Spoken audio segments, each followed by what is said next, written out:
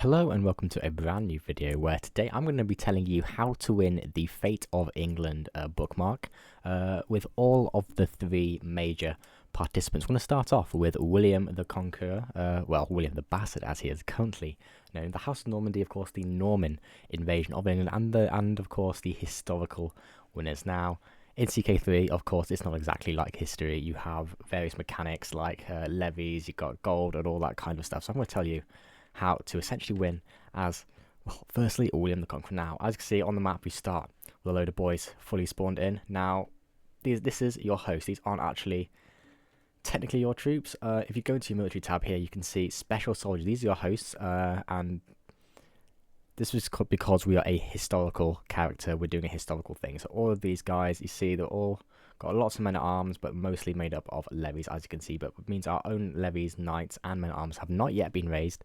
So we can still move our rally point to the same place. I'm going to raise them all in the same place. Control-click to raise them all in the same place. Now, that's the first thing, army management. But the second thing is diplomacy. Now, we're very uniquely placed here as the Normans, well, at least in England. Alliances can be a huge part and play a huge part to play in winning this bookmark. For example, in terms of manpower, we're actually probably the strongest there. As you can see, Anglo-Saxons haven't got a massive amount. The Norse haven't exactly got a massive amount. But if we wanted to get more, if you really, really want to make sure you win, then you have lots of options. Your sons, for example, via alliances, of course, we don't really want to ally to Norway. We're of course fighting them, but you can ally yourselves with the Premierslids, but of the Czech of Bohemia. But I think more importantly, you can ally yourselves to the many daughters, or at least because we've got a son, you can ally yourselves to the many daughters of Denmark, and you'll be able to get in the 2,600 boys of the House of Estrid of the Kingdom of Denmark. And because we're playing as a Normans, we have plenty of sons. We're able to marry off for alliances potentially. For example, Princess Gunhild, we can marry off. But if we go to our daughters as well, we'll have a look at the options here potentially as well. Alliance power, again, we've got the Bohemians, but they're quite far away, to be honest. I mean, we should be fine. A little bit close to home, we've got the Swabians, we've got the Franconians of Lotharingia, you've got the Castilians, even the Croatians. So again, very, very important. But again, close to home, you've got the Scots as well. Prince Duncan, the heir to the Kingdom of Scotland, you'll be able to marry off to your daughter as well, getting in potentially another absolutely massive alliance. 2,000 men, yes, isn't exactly a massive amount, but it opens up another front to the war. It will potentially distract English and Norse troops before they can deal with you. Now, in terms of a strategy, let me just quickly pick some of these. Let's get the advantage. Now, I like to, because we're going to be leading our own troops, I like to go chivalry focus because it gives you that +5 advantage. If it's +3, martial would be good if maybe I wasn't in the troops, but of course, martial dictates how many levies. But we've got the number, we've got the numbers, so it's not really too bad. Now, if you're going to do a longer game, potentially the authority focus giving you that control growth could be worth it. We're going to do this one because we're going to be leading our own troops in battle. We're not going to worry about that for now. Now, let's wait for all our boys to raise. There we go, we've got 7,000, but all together, boom.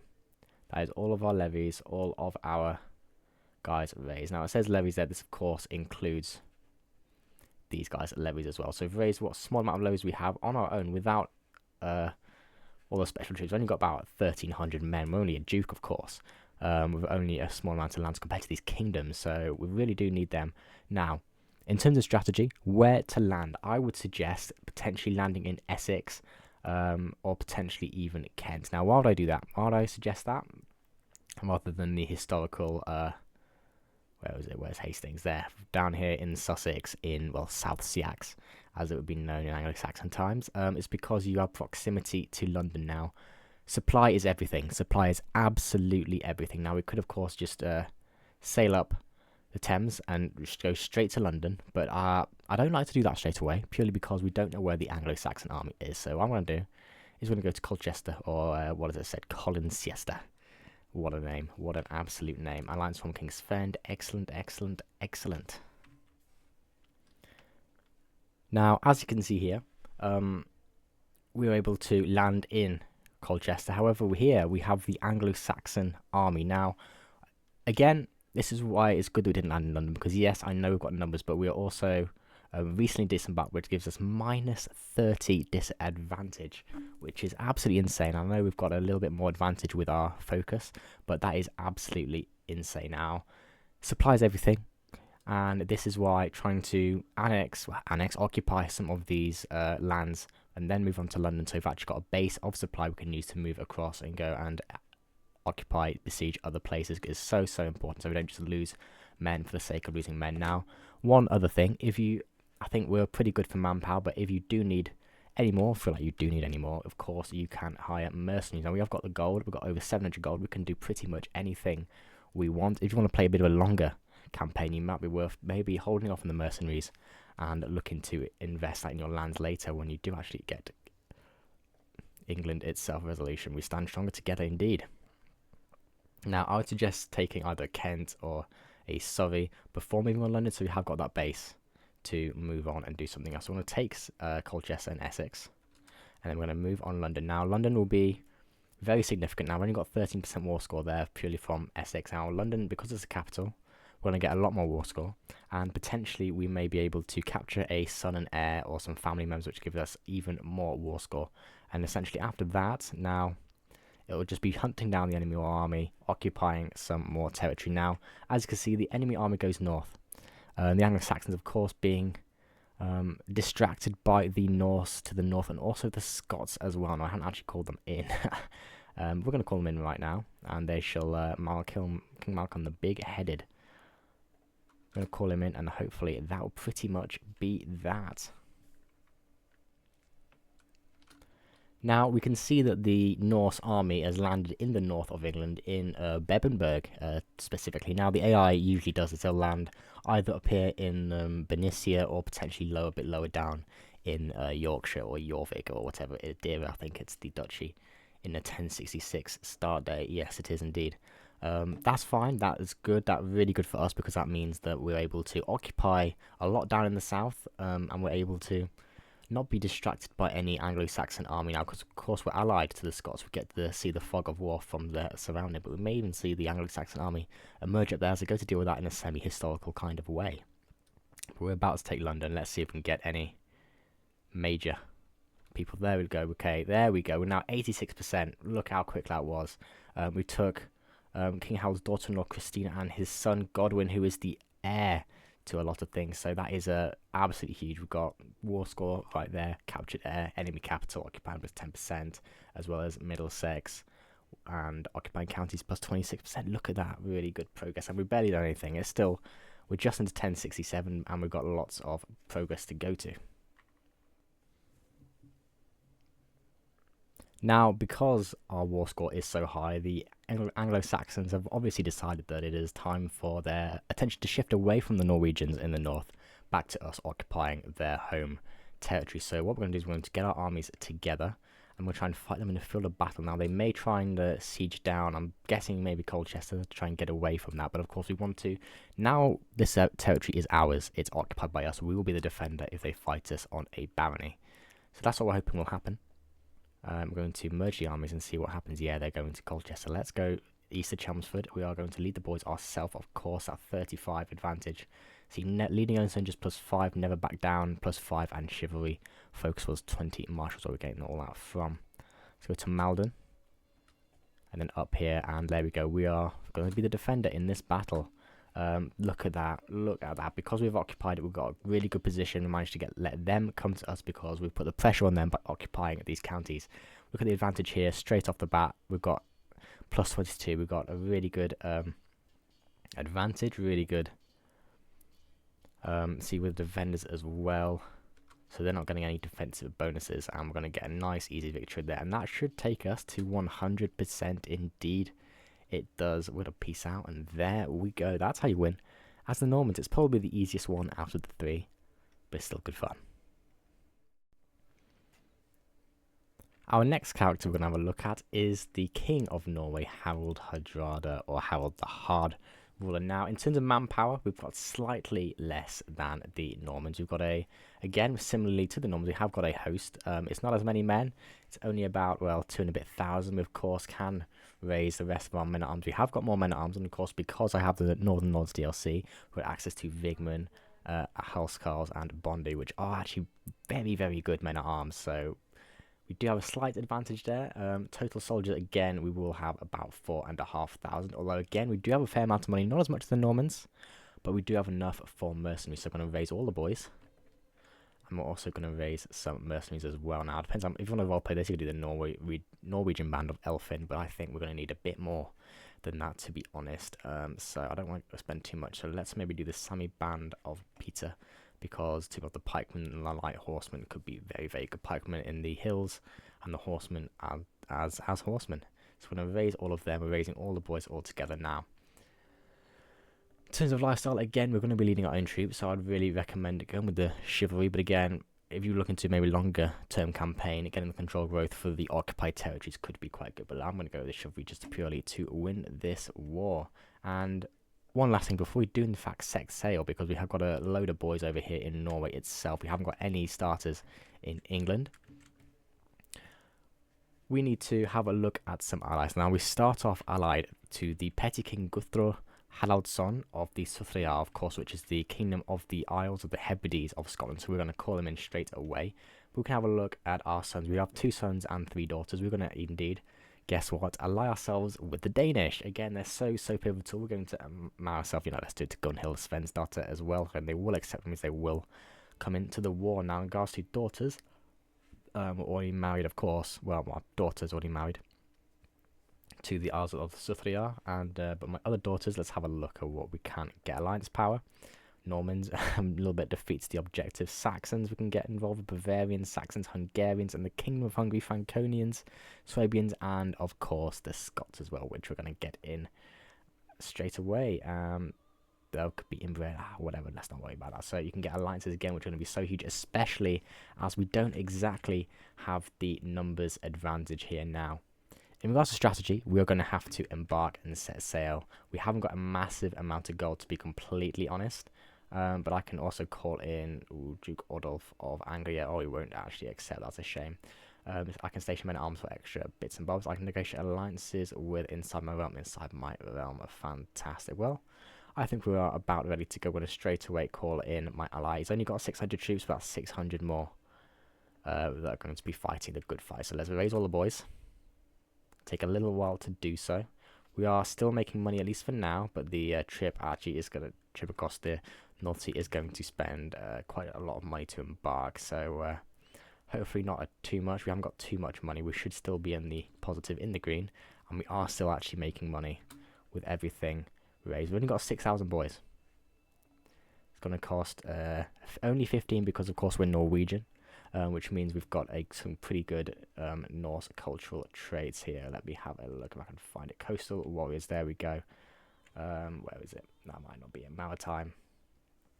Where is it? Storytell as well. Well, somewhere we've got a disembark penalty, which is not completely negated, but it's not too bad now. I can call allies to war. We're going to call in Denmark, and we're going to call in Scotland. Now, I think we should land a little bit to the north to try and link up with our Scottish ally. So let's do that. I'm thinking potentially, well, again, supply is so important. I'm thinking potentially we do pretty historical. We could go to Effortwick or York, as they did, of course, in real life at the Battle of Stamford Bridge. But I think, again, like the AI did, to be honest, Babenberg isn't too bad of a shout, purely because we're very close to our allies and we're able to quickly get numbers together. And in terms of supply, it's not too bad. In terms of like supply, 4,000 is better than a lot of the south coast down here, being 3,000 over here in Kent. So that's what you really want to do. The Scots are raising their armies. We are going to set sail. Let's put on 4 speed and get there quickly. Well, just as we're actually just setting down, Sweden have decided they want to ally themselves via a marriage of my daughter and the son, courtier of King Edek. No, cousin. I don't know, distant relative, of course. So we've got the Swedish involved. Let's get the Swedish involved, of course. Only 1,900 men. That's not bad. That's not bad at all. Now, one thing I'm waiting for, as winter does indeed set in, is the Anglo-Saxon army to come north. It always does. It always will do, because, of course, the Normans haven't crossed the channel just yet. But let's keep going. Let's get this, get Benicia, Beppenberg siege down. So we've got a base there. We can just resupply from. Now I'm going to do the siege and I'll head south before we resupply. We're still on 73, it's not too bad. I'm going to help out with the siege down here, although I think it'll be pretty good. We've got 11 days left, so yeah. What I'm going to do is going to resupply up. Of course, we don't want to have any penalty, potentially. We haven't got any penalty just yet, but if we were to move south at all, we would get a penalty to our advantage because of our low supply. So we're going to resupply up. There we are, 22% from a couple of counties being occupied. Now, we have encountered the Anglo-Saxon army moving north, although it seems they might be actually moving towards our Scottish allies' land. So let's get the boys together. Now, we've got a bit of supply. We're 99 supply. There's going to be no disadvantage to us. I'm going to see where they go. They're going to try to siege us down. Now, we really want them to try and siege us or our allies down, purely because we can be the defender, which means we can have the advantage in any battle. They're going to Babenberg. Let's also go there. Now, we'll wait till they're pinned in place, and we're not going to be able to catch them. I don't really want to attack them there because that's over a river crossing. Let's just maybe calm down, wait over here. Oh, they're trying to embark. Let's maybe, I know they'll be the defender, but we need to make use of the manpower advantage that we have. No, they're running still indeed. White Peace, that's a good joke. That's a funny joke. Now, have a quick look here. So the Normans are on 26%. They've sieged down Sussex and Berkshire. That's fine. They're still focusing on us at the moment as we are the biggest threat, apparently. Berwick. See, we just see that we've got the manpower advantage. Anglo-Saxons is going to be very, very difficult to really fight. They're choosing not to stand and fight. They're going to take the hills of Galashiels, which has got a defending in hills. I would have taken the river crossing, to be honest. That does give you more advantage. But as I say here, we're the attacker still, yes, but we are leading our own troops. We've got, of course, battle roll pretty well there actually. But yeah, defender in hills, giving them only +5. It's not enough. It's not going to be enough, and we're going to. There we are. Boom! Nice victory. So now we're just sieging down the rest of the north of England. Now, ignore the plague for the moment, and we can see the Normans have actually got the capital and are doing pretty good there. But now there you go. The Normans have pieced out. They've managed to get to 100% against the English. So now we have a new opponent in William the Conqueror. Now he is a much more difficult opponent, unfortunately. Let's just quickly. Famous get married. Yeah, we're okay. We're all good. We're pretty good war score wise, actually, as our war score has carried over. So do not worry about that. I'm going to keep occupying this counties while we can, and expect a big Norman army soon to just appear out of the darkness of the fog of war. There we go. 64%. I'm going to split up my army, and Bolton. Let's go to Ripon. And get everyone to reinforce. Oh, here they are. Here come the Normans. Have gone right across. They're landing in Bernicia now. We might struggle to get there in time to be able to capitalize on the disembark bonus. We're going to try, in fact, because that would be huge. Whoa, they're gonna try and attack us. Attack us. Okay, they want to do that. We'll be the defender with a river crossing. Defending in forest. That should be a river crossing. And they're still disembarked. They want to do that? Absolutely, let's do that. Because, of course, it is a barony and we have it occupied. So we will be the defender, which, honestly, that is absolutely broken. But there we go. Here we go. Now, I should be the commander-in-chief. I am. Now, we're the defender. A lot better advantage there. +43. Look at that. Because the opponent has recently disembarked. -30. -30. We could instead have a +13, which wouldn't be too bad, but instead we've got a 86% damage bonus, which is crazy, and we certainly do need that. Now, they're going to have a lot of boys, probably just about more manpower than us, although we have alliances, which is so big, and we're going to get a victory there. And the centre of this decision now, yeah, sure. Boom, at 75%, we're well on the way to winning. And now for the hardest start in this start day. We are playing as Anglo-Saxon King Harold Godwinson of England. Now we're being attacked in the south and in the north. We need to try and win. And first things first, we're going to, again, I recommend picking the +5 advantage because we're going to be leading the boys, our armies, ourselves. Aaron married, again, alliance is going to be absolutely huge. Absolutely huge in ensuring our success. Luckily, we have both sons and daughters. We're going to marry Prince Godwin Haroldson off. Let's have a look at alliance power. Again, the checks. We cannot be fussy. We cannot be fussy, but we're going to have a look. Anything closer to home? Got the Welsh. Ooh, the Welsh. Dennis Ferk Blethin Mathrafal. We're going to get the Welsh involved. 1,500 boys. And otherwise, siblings, Edmund, I think you are actually going to have to go and marry yourself to a Czech. It is purely because the liege, 3,000 men we need to have. 3,000 men we desperately need to have. Now, in the other playthroughs, I haven't really been as strict with alliances as I am going to have to be in this one because there's a lot less room for error. So I'm going to call in absolutely everybody now. Hungary, in the 1066 start date, only 1,500, 1,800 men even. Anything else, anything better, anything closer to home? Occitan, Norman, Swedish, Anglo-Saxon, French, Swedish. Ooh, the Castillans maybe get a alliance with the Kingdom of Galicia. But only 1,000 boys, that's not enough. Breton, Danish, Scots. Ooh. We've got less options here, to be completely honest. Nevada is pretty weak. Occitan, we get Provence involved, only 600 men, unfortunately. We again get involved with the Isles, but of course they're already allied to the Norwegians, so there's not really much point getting them in. Let's go back up to the top and let's get in Hungary. Why not? We also have daughters, of course, as well, so we're going to marry them both. Now, Githa. Look at that. King Sven himself of Denmark will ally himself to us via a marriage to my daughter, and also we're going to get in the Kingdom of Castile under Sancho the Strong. Of course, get in there. Now, in terms of manpower, we'll call them in when we can. We haven't got any hosts whatsoever. This very much is designed for us to lose as the Anglo-Saxons, so we've only got to rely on what we have to rely on now. More than likely, we're going to be fighting the Normans first, and they're going to land on the south coast somewhere. So I'm going to actually take my rally point across the Thames to Chertsey. Pretty much, I think anywhere in this area will do, from Berkshire to the north of Kent, because I'm not sure. It depends where they land in the south. It can be pretty much anywhere in Sussex or Hampshire. So we're going to raise all of our armies. Again, in terms of money, we're not too bad actually. Again, less than both of the others, but we still can afford some mercenaries. Not a massive amount, but some still.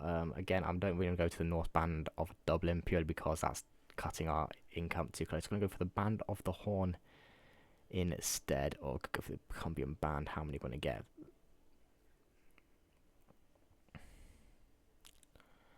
Probably literally exactly the same. We're going to hire them as well. Why not? I'm going to raise all of our armies. Now, I'm going to put my councillor onto train commanders because, yes, income's nice, but I think having that extra knight effectiveness is going to be so important. So, there we are. For now, we're not doing it too badly. I can declare on other people I know, but whatever. Now, my family members are going to just press play and wait for everyone to get married, all the diplomacy to come back. Alliance with you.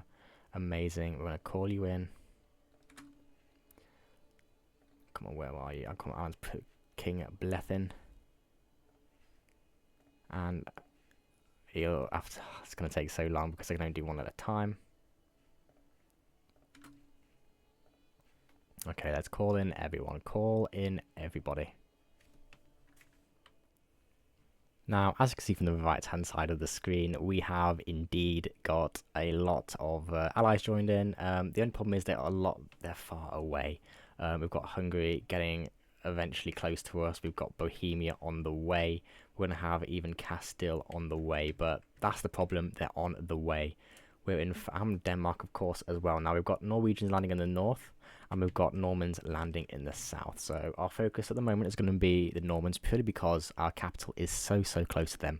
Now, the Welsh, they're here pretty quick. We still do not have the manpower at the moment yet just to actually attack them. Now, we could, if we wanted to be really aggressive, we could look to maybe move on this army up here, purely because it has not actually been... it's not actually led by William the Conqueror. It's led by Count Robert, who I think is just a random Norman baron, yes. So we could look to maybe try and press a numbers advantage as a defender, potentially. You see, he's still recently disembarked, and he will be for only another 5 days. We're not actually going to get there in time, so no, I'm not going to do that. I'm going to wait for allies to arrive. We'll probably lose a bit of war score as they will occupy a few counties, but that should be fine. Now, as you can see from the right-hand side of the screen, we have indeed got a lot of allies joined in. The only problem is they're far away. We've got Hungary getting eventually close to us. We've got Bohemia on the way. We're going to have even Castile on the way, but that's the problem. They're on the way. We're in Denmark, of course, as well. Now, we've got Norwegians landing in the north, and we've got Normans landing in the south. So our focus at the moment is going to be the Normans, purely because our capital is so close to them. Now, the Welsh, they're here pretty quick. We still do not have the manpower at the moment yet just to actually attack them. Now, we could, if we wanted to be really aggressive, we could look to maybe move on this army up here, purely because it has not actually been... it's not actually led by William the Conqueror. It's led by Count Robert, who I think is just a random Norman baron, yes.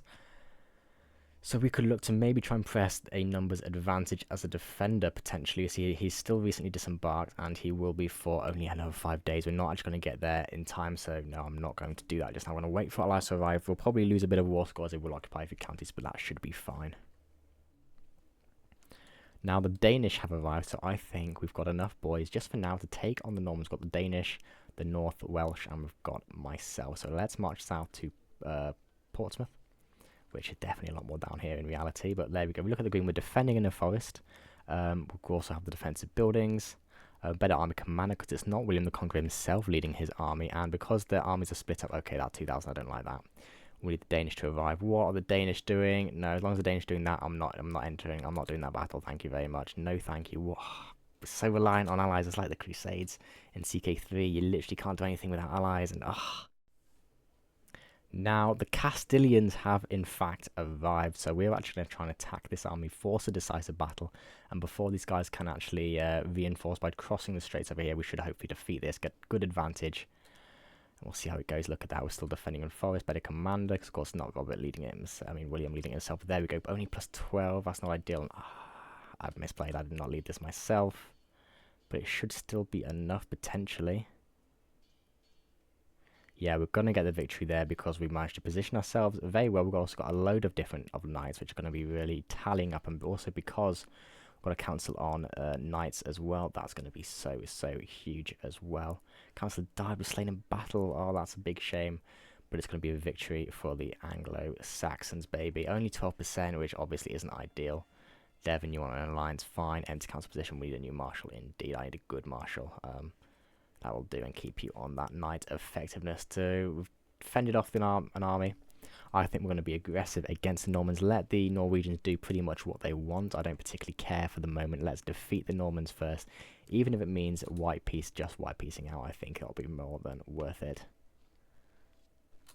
So we're going to be as effective as we can and make sure we win this war. Come on. They're going over into Gloucester. Into the south of Wales. Actually, let's not chase them too. They've got a lot of men. They've got a lot of men, actually. Let's maybe not be too aggressive here. Not be stupid here, because they've got a lot of men going to the fog of war. Castile is going right in, fine. They're actually going to try and disembark. Well, let's maybe see what we can do. They've got more soldiers. No, they don't. No, they don't. Not altogether, they don't. They will be the defender, but it is only plains, so it won't be too bad. Let's be aggressive and win this battle. And first things first. Ooh, actually, let's get my player there. Sure, why not? You're better commander. We'll get you to do that. We'll get a bit better advantage of running away. Oh, I don't trust the advantage as much. But essentially, we're just going to keep harrying them before they have a chance to reinforce properly. I want to try and make sure the battle is on my terms and we can able to do it. Now, of course, here come the Bohemians, finally. I don't know where Denmark's gone. Kind of been a bit traitorous there. And the Hungarians are coming. Slowly but surely, I reckon the Normans might go into our land over here. Potential allies' land, we'll see though. Magnus comes with age, fantastic, whatever. Well, here we are. We've managed to finally corner them down at Totnes. And again, with a defender, because it is a barony holding, it's got a castle rather than a city or a church. So we're going to corner them there. We've got more boys. We're going to get a nice advantage here, plus 25. Because, of course, for some reason, the AI is a little bit stupid in not leading it himself. Now, again, we haven't got too much bounty power, but we're about to have 6,000 reinforcements and with good advantage, good knights, good men-at-arms. Boom, boom, boom. That is going to be victory for the Anglo-Saxons. Finally, our allies are showing up. It takes a little bit of time, so, of course, you're going to give away a little bit of war score. But that is fine. There we go. 24%. Is that enough to wipe peace out? It is not. But we're going to essentially just wipe peace out with the Normans. when we can, keep chasing them down, keep having them down, and then we're going to turn north to deal with the Norwegians. Now, because there's been a certain amount of time without them actually occupying any territory whatsoever, we are going to get ticking war score, which is defender controls the war target, which means now we've ticked over the threshold to be able to white peace out. So we're going to do that. Now, this video is all about winning this war, and that is how we're going to do that. We're going to put white peace out. I'm going to head north and deal with the Norwegians. There we go, white peace, fantastic. They're only on minus 35%, that's fine. To be honest, you could probably go a lot more than that. But of course, all of my other guys all my allies are called into this war as well. I'm going to be able to get them in time, 47 days left. How long are we going to be able to get our first army of Survey? We've got 28 days left at East Riding, so we will get there as the defender, hopefully. Not looking like it, to be honest, but yeah, we've got a string of other people behind us, and it's unfortunate they've occupied a lot of territory, because that's going to be horrific for us to disengage with. But there we go, there we are, look at that. Because it's not Harold himself, King Harold's host, who was up here in Jarlster, leading the troops, it was instead the petty King Guthrum, Harold's son, leading it. We'll get good advantage with my really good commander, which means we're going to get really good men at arms and favourable terrain. We're going to get really good advantage, 46%. And she is my sister. That's a bit grim. That is a bit grim. But there we have it. We're going to pile in, and we're going to eventually defeat the Norwegians. Should be a nice victory, nice amount of war score there. Boom. Alliances truly are so important for this Anglo-Saxon one. We are now going to just stop them sieging down. We're going to try and defend over here. We're going to be able to get there in time. No, we're not. That's a shame. Let's get over here to Lancaster instead. And of course, our allies are going to follow us in. But we should be able to defeat this army in the field. They're running away. Well, we can be the attacker in this one. That's fine. River Cross, whatever. We have the numbers to defeat them, no doubt. There we go. We're just going to get rid of the occupied holdings. We're going to defeat them on a field of battle, 7%. And we're just going to sit here and besiege and get them down to no war score. Now, we have been able to just unoccupy all the stuff that, well, most of the stuff they've done, defeat them on a field of battle, and we've managed to get them up to a point where we can wipe peace out. Now, if you wanted to fully enforce demands, you could just keep going, defeat them on the field of battle even more. We're now in 1069. I'm going to end this war here just by white piecing out, because why not? May as well, and that is how you win the fate of England as all of the different major players within the game. Alliances play a huge part of it, mercenaries as well, but it's mainly just being sensible with picking your fights, making sure the defender, making sure your allies are there, making sure you have the advantage. Pick and choose who is going to be commanding the enemy armies, which armies to target, and who's going to be leading yours. But I hope you found these useful, and I hope you've enjoyed it as well. If you have, please subscribe to our channel. It really just means the absolute world to me. I hope you enjoyed it. Thank you very much for watching. Any questions, please let me know in the comments down below, but I will see you in the next one.